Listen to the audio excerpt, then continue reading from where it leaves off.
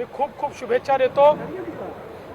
आजचा दिवस हा स्वराज्याला छत्रपती मिळाले तो दिवस आहे आणि ज्या दिवशी संपूर्ण जगाने हिंदवी स्वराज्य मान्य केलं तो आजचा दिवस आहे आणि मला अतिशय आनंद आहे की अशा या पवित्र दिवशी छत्रपती शिवरायांचा 20 फुटी ब्रॉन्झचा पुतळा त्याचं अनावरण नवी मुंबईच्या विमानतळावर झालेलं आहे। मागच्या काळात ज्यावेळी या विमानतळाच्या पाहणीला आम्ही आलो होतो त्यावेळेस मी सूचना दिली होती की स्वराज्याची राजधानी रायगड त्या जिल्ह्यातलं हे विमानतळ, त्यामुळे या ठिकाणी महाराजांचा पुतळा असलाच पाहिजे। आणि मला अतिशय आनंद आहे की केवळ 8 महिन्यामध्ये हा भव्य अशा प्रकारचा पुतळा तयार झाला।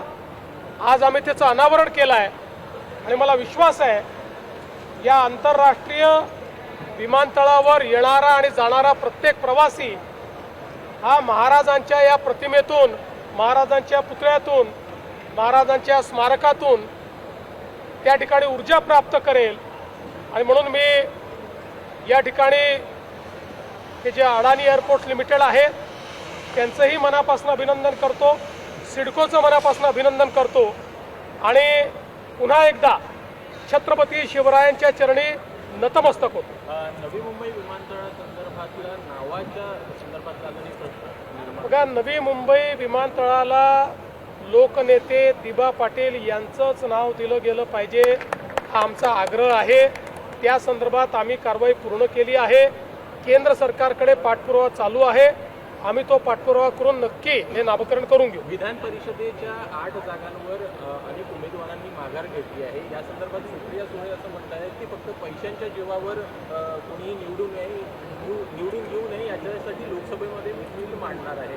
कशा प्रकारे मी एवढंच म्हणेन की माणसं पैशापेक्षा प्रेमानं जिंकता येतात हे जर तुम्हाला समजलं तर तुम्हाला अशा प्रकारचं बिल मांडण्याची आवश्यकता पडणार नाही।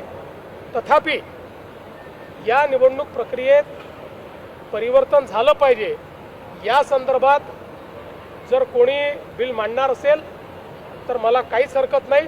माझंही मत आहे की निवडणूक प्रक्रियेमध्ये परिवर्तन झालं पाहिजे। या संदर्भात देखील प्रश्न आहे की बाळमाने हे भाजपमध्ये येणार आहेत का? त्या संदर्भात आमचे अध्यक्ष रवींद्र चव्हाण साहेब हे निर्णय करतील। ते म्हणतात की तुमच्याशी बोलणं झालेलं होतं, माने म्हणतात की बघा, मी तुम्हाला सांगतो भारतीय जनता पक्षामध्ये शेवटी अध्यक्षांचे निर्णय अंतिम असतात। बाळ माने आम्हाला परके नाहीत। बाळ माने हे भारतीय जनता पक्षातच तयार झालेले आहेत। काही कारणाने ते पक्ष सोडून गेले, पण या संदर्भातला निर्णय मुख्यमंत्री करत नाहीत। या संदर्भातला निर्णय प्रदेश अध्यक्ष करतात। ते जो निर्णय करतील त्याला माझा पाठिंबा असेल। सर, सुनेत्रा पवार यांच्या रिक्त झालेल्या जागेसंदर्भात काही चर्चा झाली आहे? अजून माझ्या 2 दिवस बाकी आहेत अर्ज भरण्यासाठी. माझ्याशी चर्चा झालेली आहे। त्यांचा निर्णय अंतिम झाल्यानंतर ते निश्चित माझ्या कानावर टाकतील। Thank you sir. चला,